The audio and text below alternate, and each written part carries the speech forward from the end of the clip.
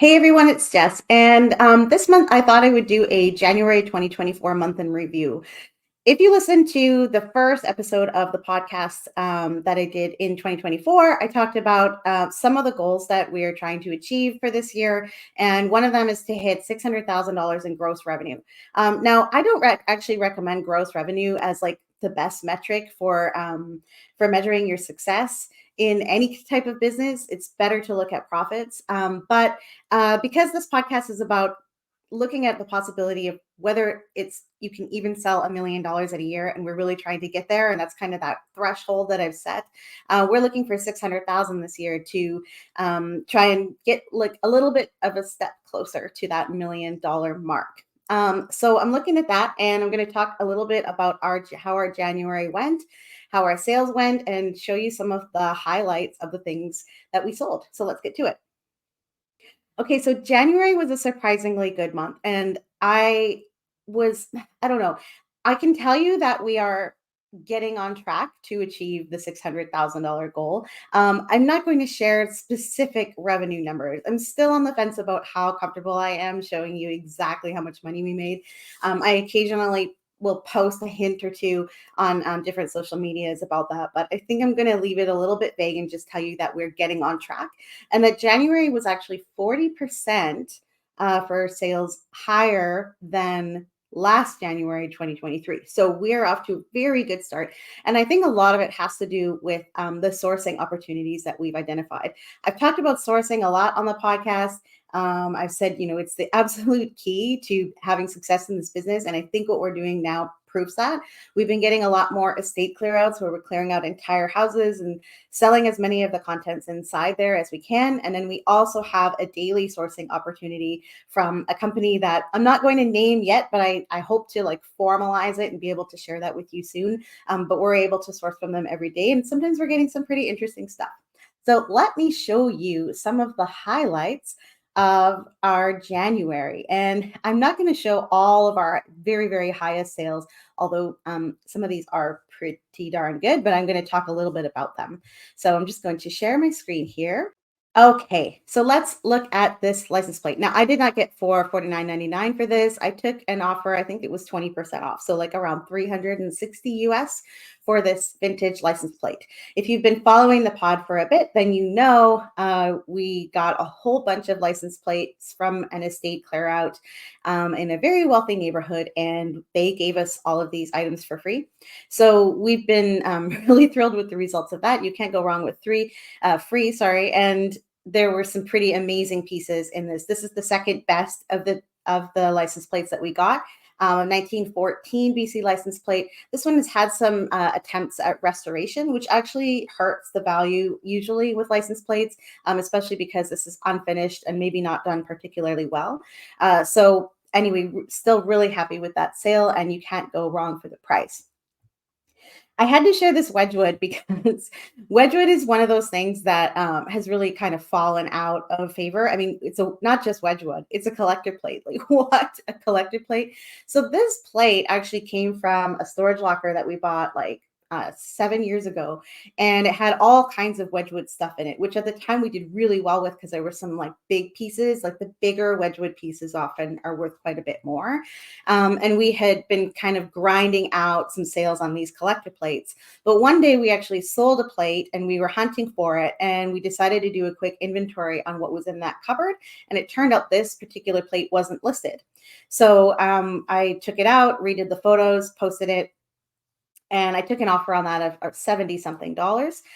So it's the darker Jasperware, the dark blues, the blacks, like those other colors do pretty well. We actually sold a terracotta tobacco jar by Wedgewood just a couple of days ago. So two Wedgewood things in 1 month, like what? That just never happens. Anyway, pretty happy with that sale. And a Christmas plate selling in January. So can't go wrong with that.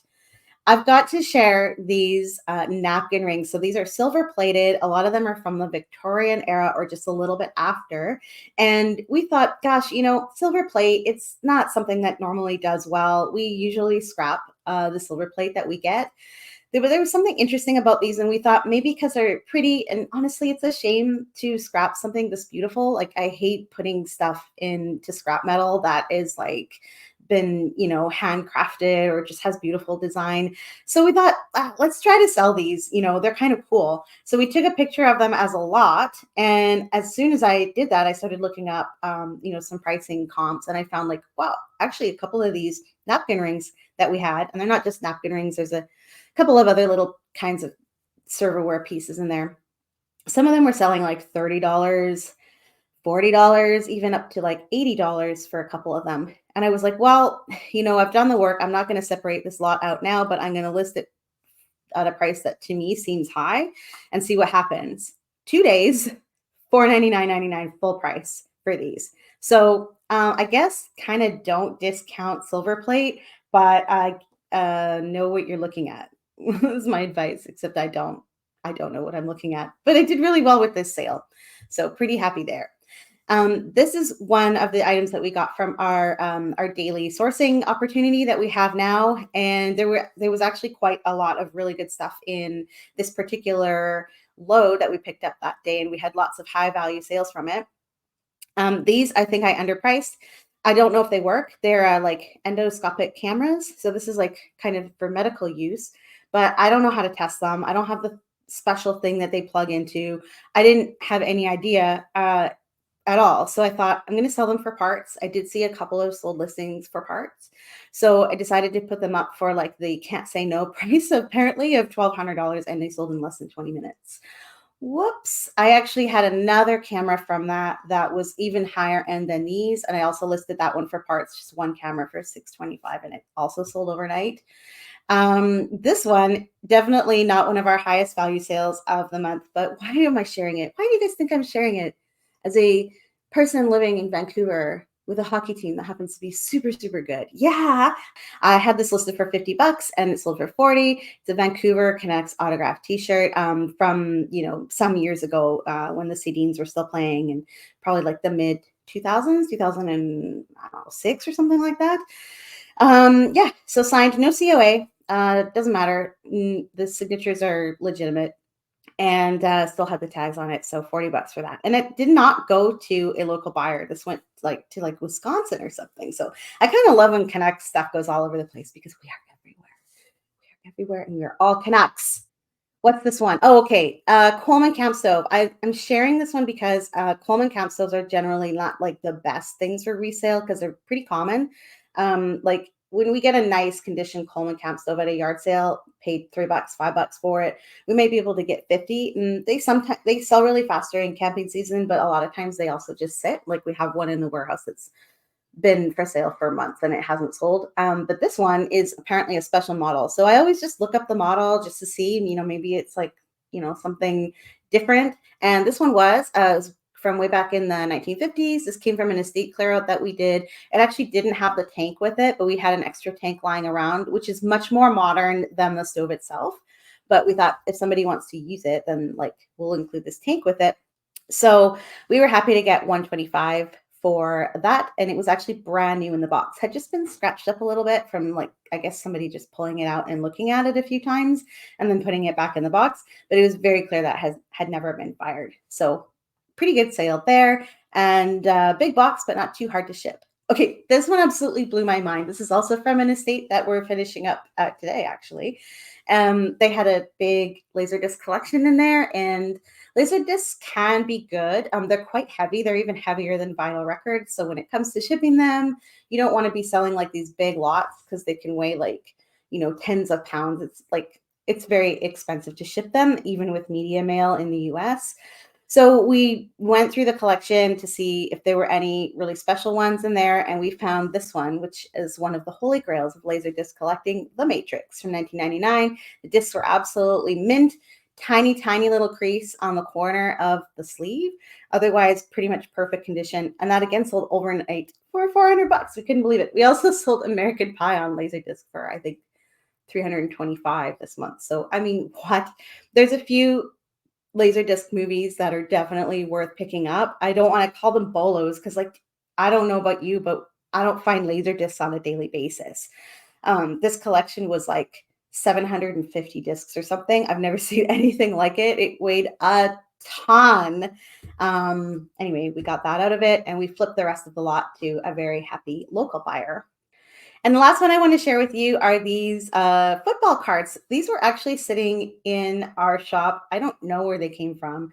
They were on top of the shelf. If you've ever seen my what sold on eBay videos, we have like this IKEA shelf with the cubes, and we put our sold items on there before we package them.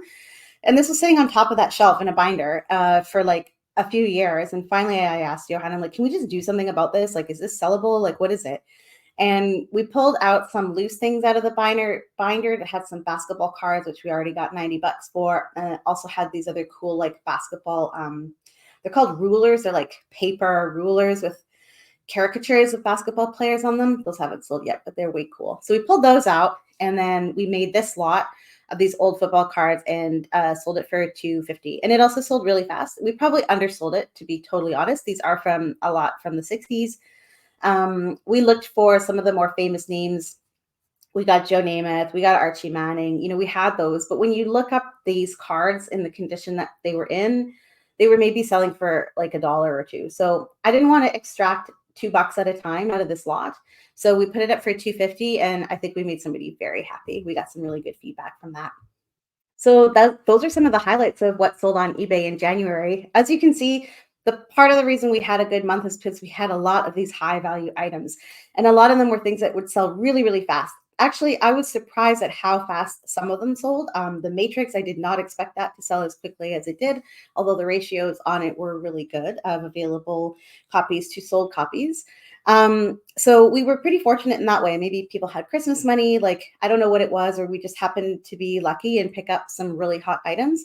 But even though I didn't necessarily extract every dollar that I could have out of these items, those quick sales meant that our January revenue was really good. And I'm going to continue to roll with that approach as long as we're continuing to be able to source daily. That is super important for us because it means that we can, in fact, we kind of have to just price things to sell because we're getting so much stuff. So we have to turn over the inventory really quickly. And also with the economy the way it is, a lot of people, watching their wallets more closely and not necessarily wanting to shell out high prices for things that they would have a few years ago. I think it's a good strategy to be pricing things so that you're making a great profit, but the items are likely to sell fast. So I'm going to continue to go with that and hope that February is as good of a month as January. What was your best sale in January? Pop a comment below, and I would love to find out what sold for you this month. Don't forget to like and subscribe. I'm going to try and do more videos like these every month so you can see exactly what is selling for us on eBay. See you later. Want more videos like this? Make sure to click like, subscribe, and leave a comment below to tell me what you want to see more of.